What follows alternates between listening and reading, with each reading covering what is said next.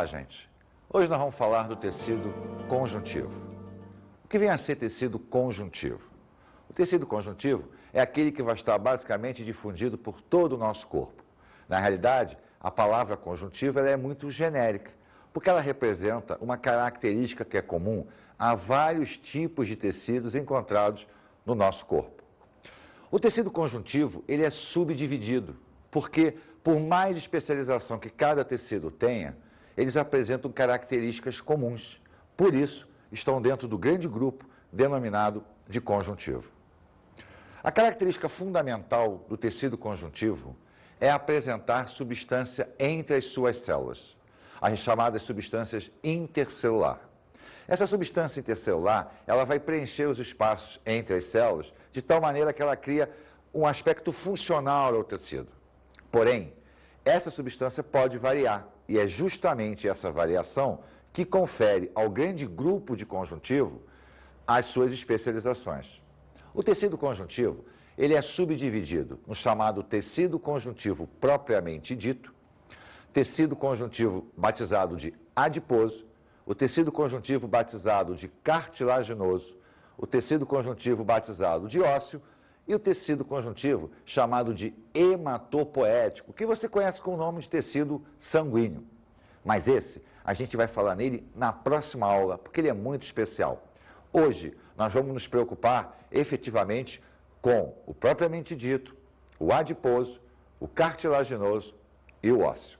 Independente da especialização que cada um deles tem, todos nascem da mesma maneira. Está lembrado da aula do tecido epitelial que nós falamos na evolução até o processo de diferenciação, onde então a gente olhava 3 tecidos embrionários, o ectoderma, o mesoderma, o endoderma.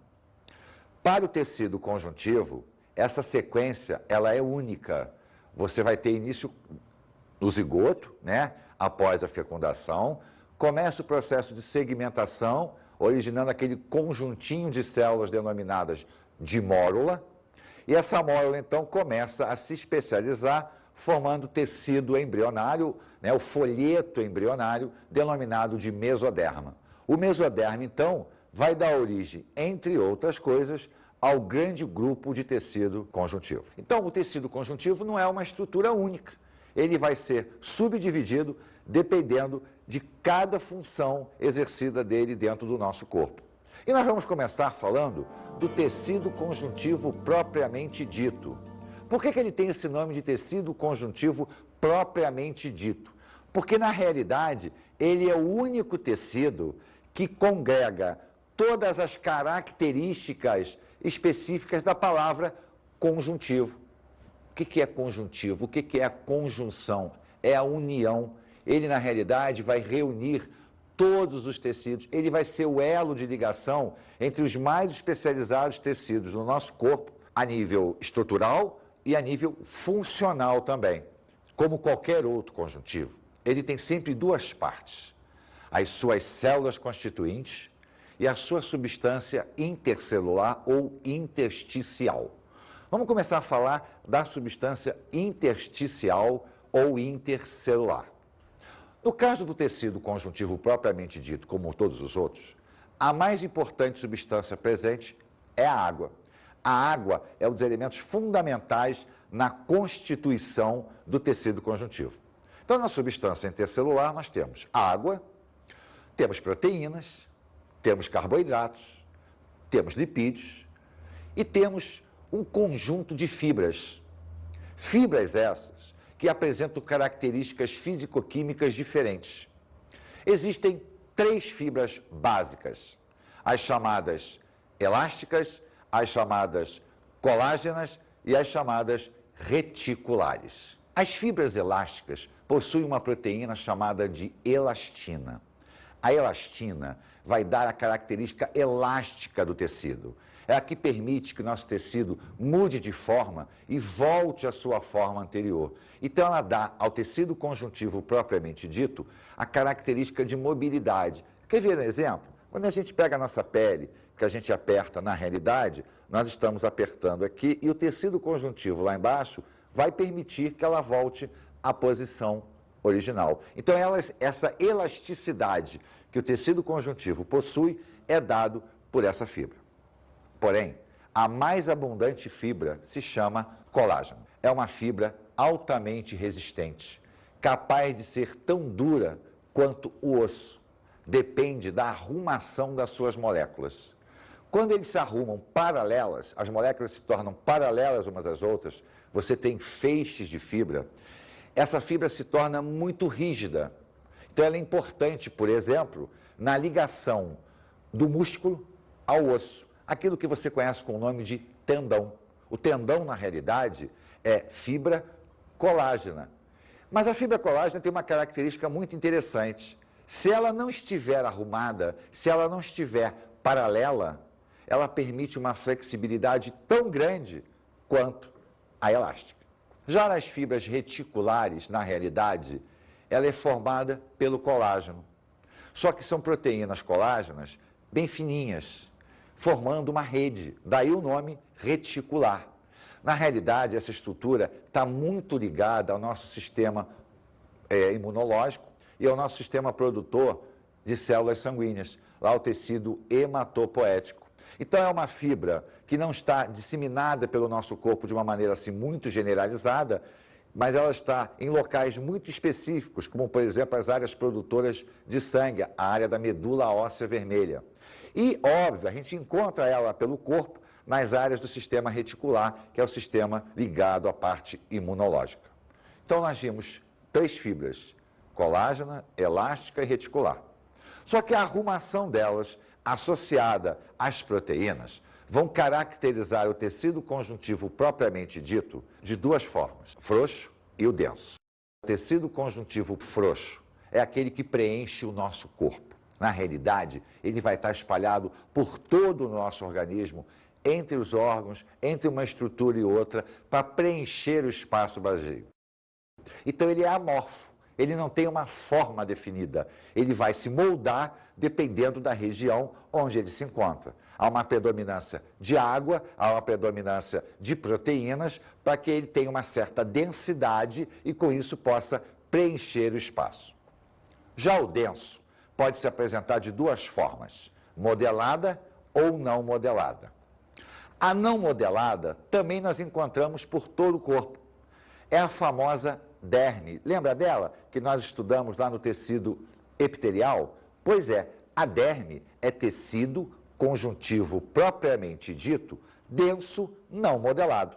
Por que ele é não modelado? Porque ele não tem uma organização das fibras colágenas. Elas se arrumam para dar uma certa resistência, mas elas não têm aquele paralelismo que nós tínhamos comentado. Com isso, ele não tem uma forma prévia.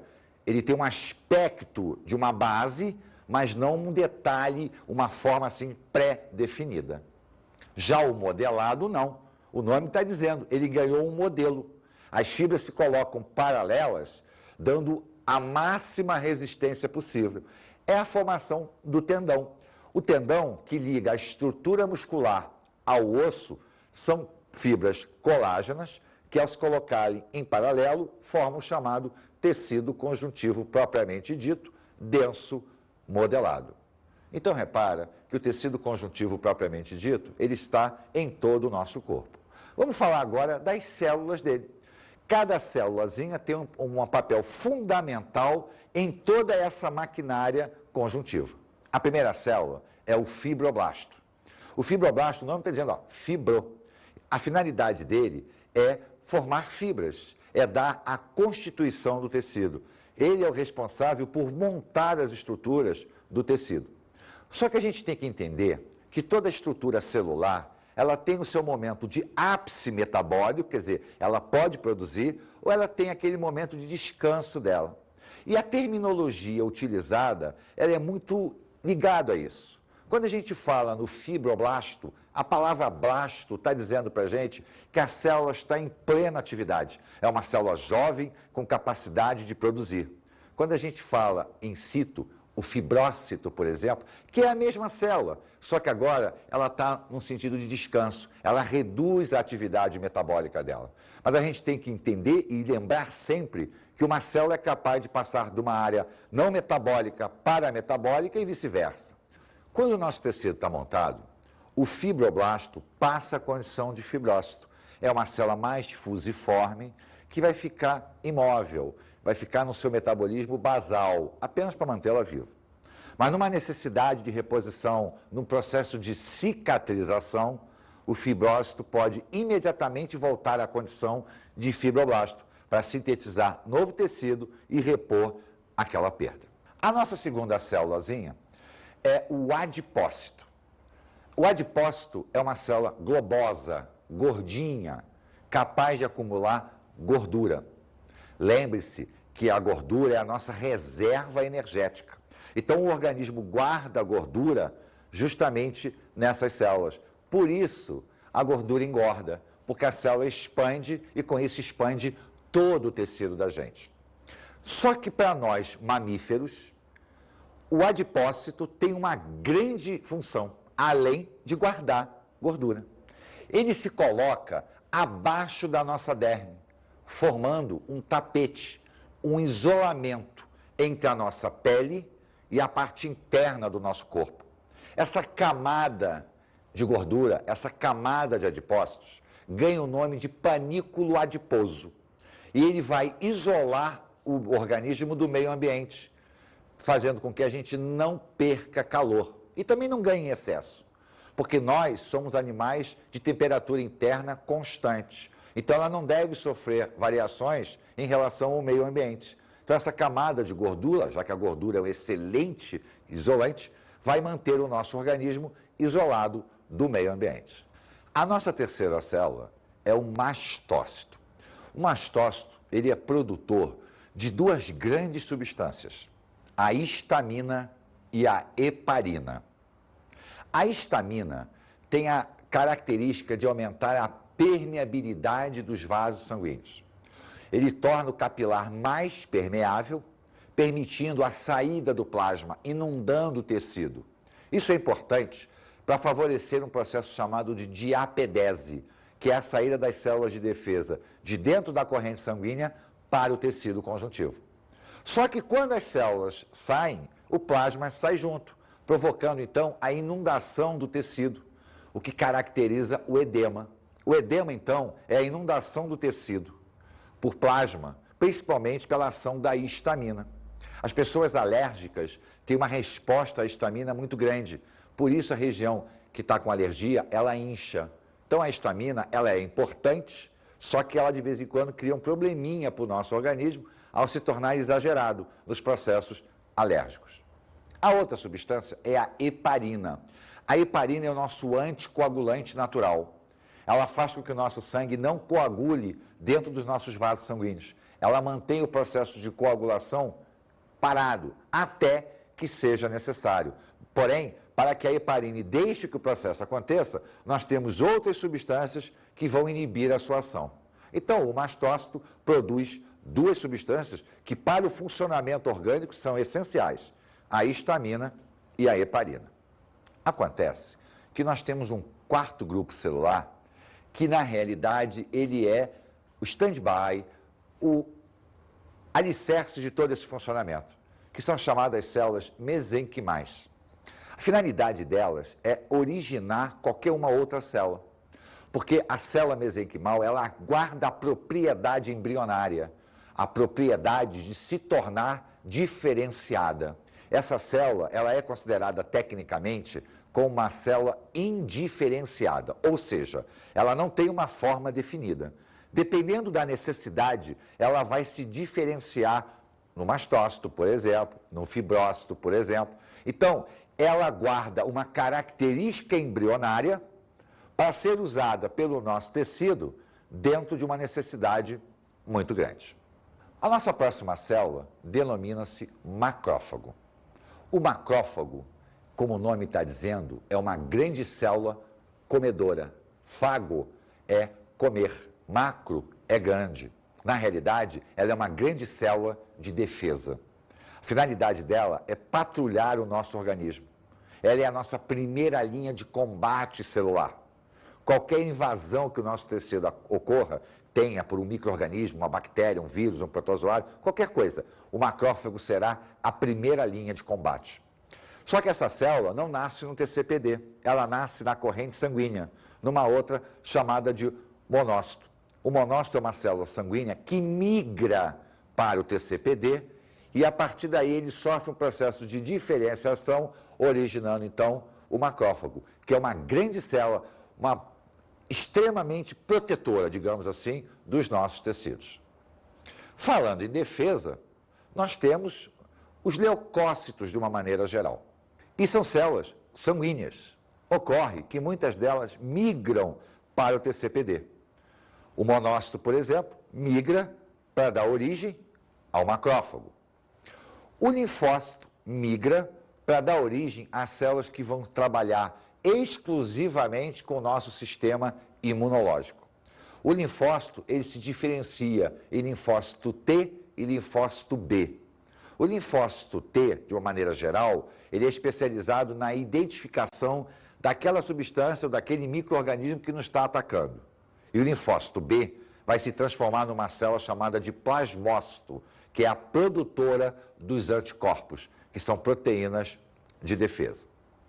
Uma outra célulazinha sanguínea chamada de eosinófilo tem a característica de trabalhar com reações alérgicas. Ela responde na proteção do nosso organismo em produtos que nós consideramos como alérgenos ou também em infecções parasitárias. Então, quando nós temos uma eosinofilia, quer dizer, o aumento da quantidade de eosinófilos, é porque algum parasita ou alguma reação alérgica está acontecendo com a gente.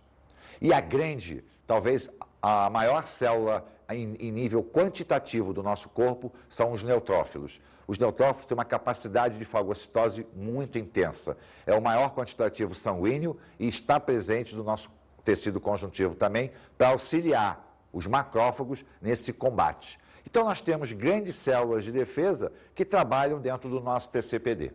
Acontece que o tecido conjuntivo, propriamente dito, ele está muito ligado a um processo que é o terror dos seres humanos, principalmente das mulheres, a celulite.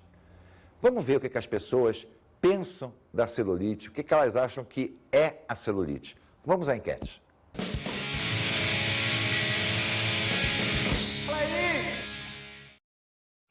Você sabe me dizer o que é que causa celulite? Refrigerante.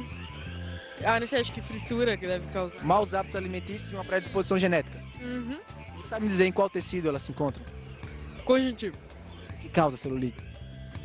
Acho que refrigerante, má alimentação Maus hábitos alimentares. e falta de exercícios. Uma predisposição genética também, sabia?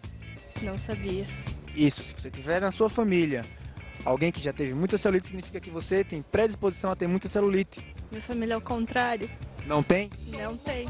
Basta você agora manter uma boa alimentação e exercícios físicos. Tá certo? Sabe me dizer em qual tecido se encontra a celulite? Não sei. É um tecido conjuntivo adiposo. Importante saber disso? É útil. Gordura acumulada.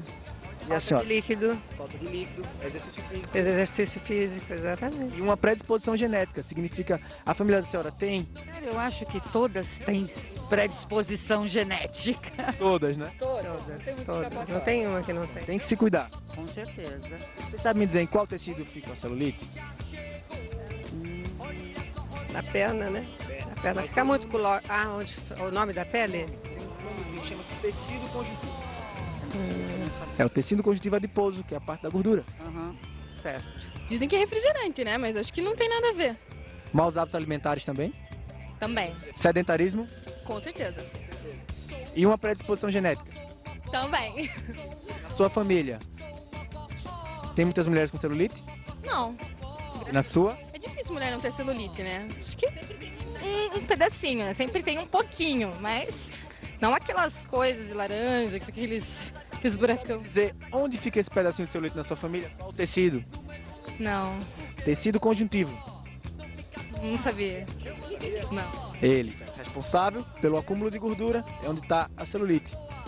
Que coisa. Caminhadas, bons hábitos alimentares vai resolver ou não vai? Com certeza. Malhação, cuidar. Fundamental, né? É fundamental uma caminhada, porque para não ficar aquela coisa, né? Mole, feia. Tudo durinho, tudo em cima. Com certeza. Viram que as pessoas comentam a respeito da celulite? Na realidade, a palavra celulite significa um processo inflamatório, né? A palavra que termina em ite está mostrando para a gente que é um mecanismo inflamatório. Só que as causas reais da celulite ainda são muito discutidas. Sabe-se que não é apenas um processo de gordura, acúmulo de gordura, e sim vários fatores que predispõem uma alteração na irregularidade das camadas conjuntivas.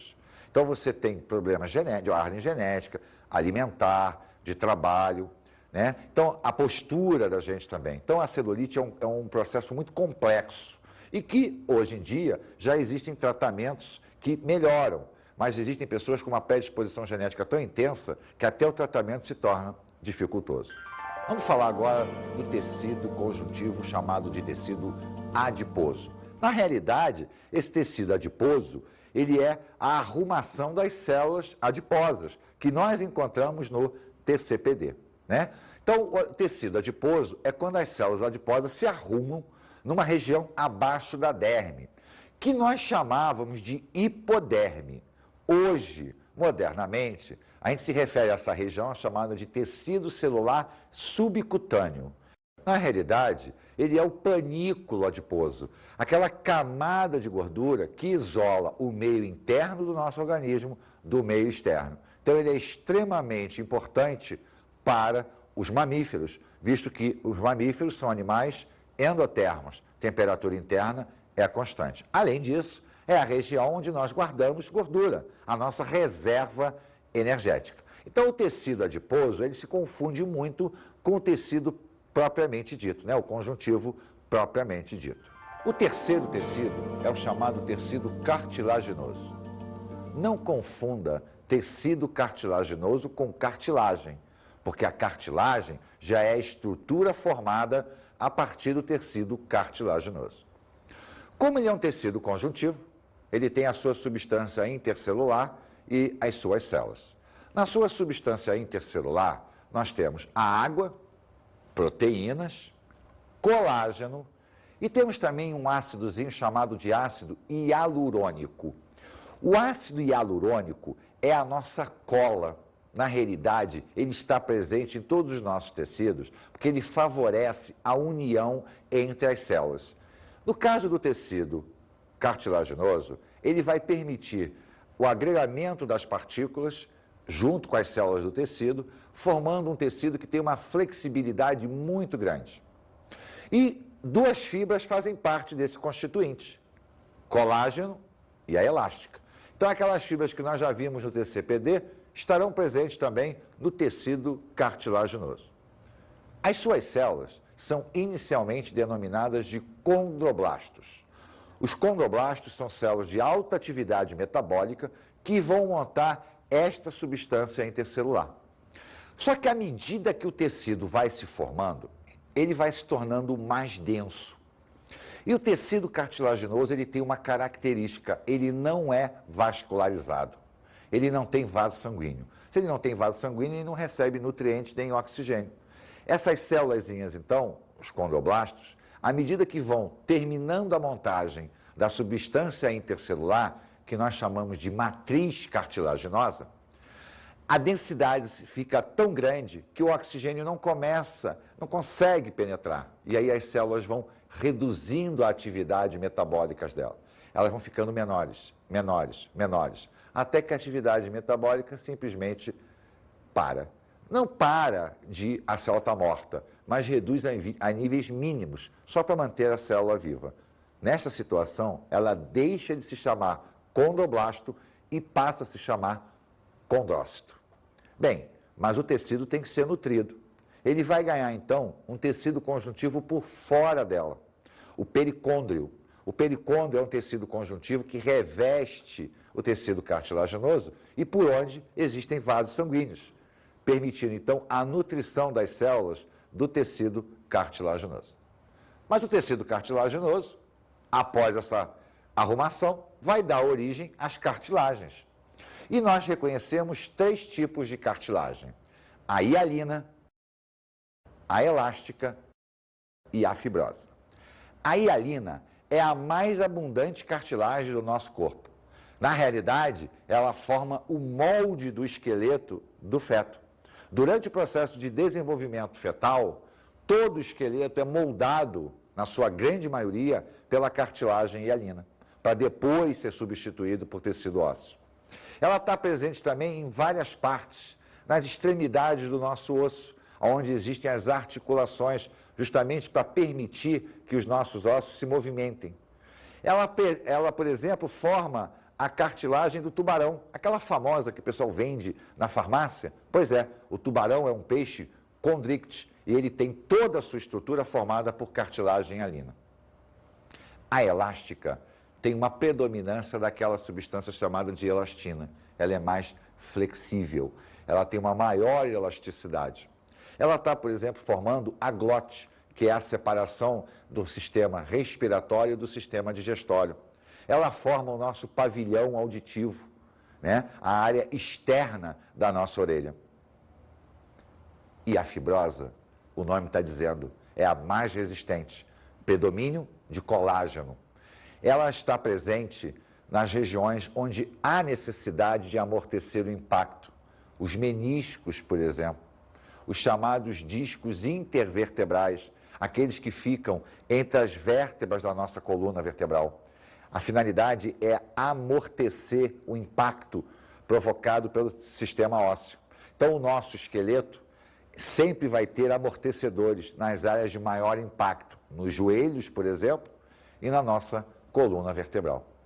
Então, a cartilagem, ela é importante na estrutura como um todo. E ela, na realidade, vai ser o primórdio do esqueleto, que será formado pelo osso. Isso leva a gente a falar do tecido ósseo, que também não é osso. O tecido ósseo dá origem ao osso, porque o osso não é um tecido, ele é um órgão. Mas isso a gente fala depois. O tecido ósseo não foge àquele padrão, substância intercelular e célula. Substância intercelular do tecido ósseo, água, sempre presente, fosfato, cálcio e colágeno. São os elementos principais da constituição do tecido ósseo. As células responsáveis por essa montagem se chamam osteoblastos. Os osteoblastos, então, são células de grande expansão citoplasmática que vão começar a formar o tecido, incorporar cálcio, incorporar fósforo, produzir colágeno, ou seja, vão montar a matriz óssea, que é a substância intercelular.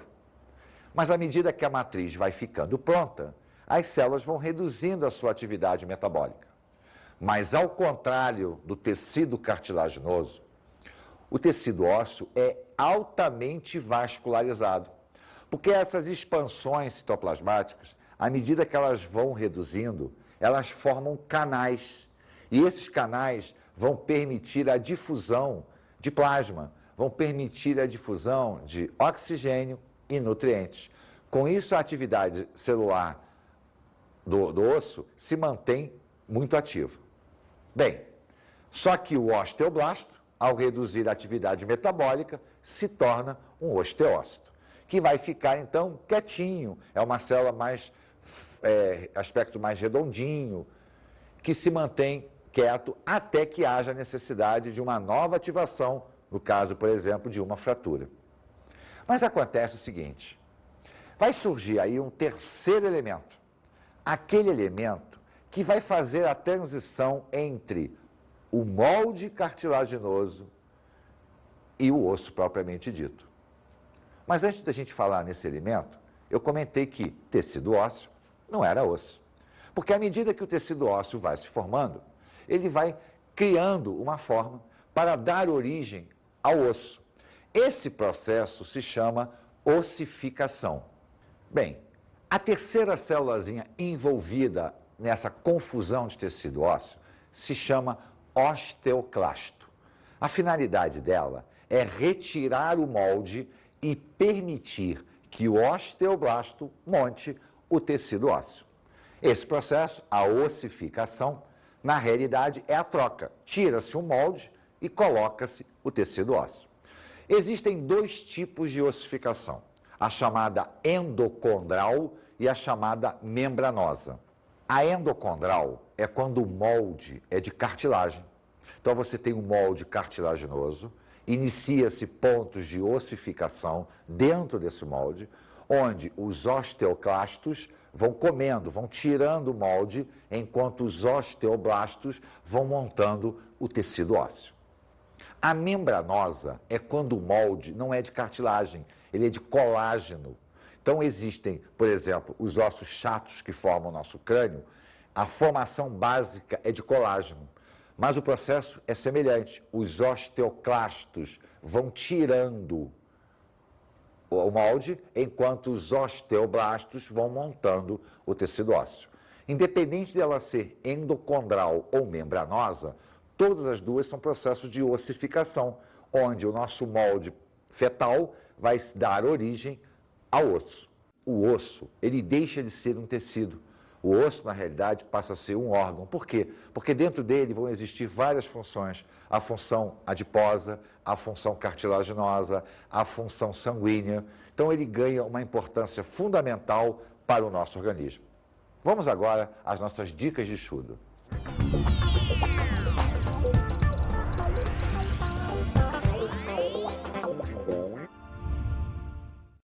Bem, hoje nós falamos do tecido conjuntivo. Então estude o tecido conjuntivo, as características gerais. Passe então a olhar cada detalhe, o propriamente dito, suas células, sua substância, o cartilaginoso, o ósseo, o adiposo. Veja as células que têm uma ligação entre cada um desses tecidos. Lembre-se, o conjuntivo forma um grande grupo. Então, nós até temos que estudá-lo de maneira isolada, mas é importante que você entenda o grande conjunto. Um grande abraço.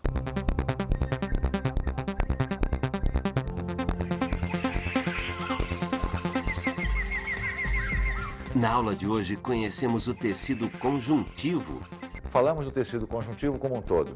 Vimos as suas características físico-químicas, suas células constituintes.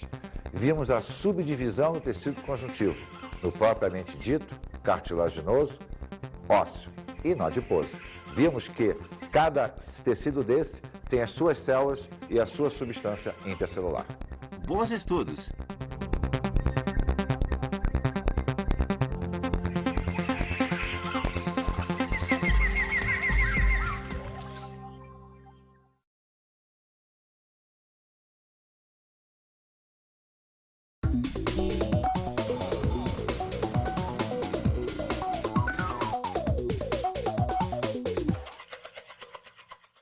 Bem, colega, nós sabemos que o tecido conjuntivo talvez seja o maior de todos os tecidos. Então eu acho importante, sempre considerei muito importante, bater bem, falar bem dele, dar os detalhes, porque ele é o fundamento, basicamente, orgânico da gente. Né? Toda a fisiologia, no fundo, acaba passando pelo tecido conjuntivo. Bom, eu acho bem interessante detalhar o tecido conjuntivo.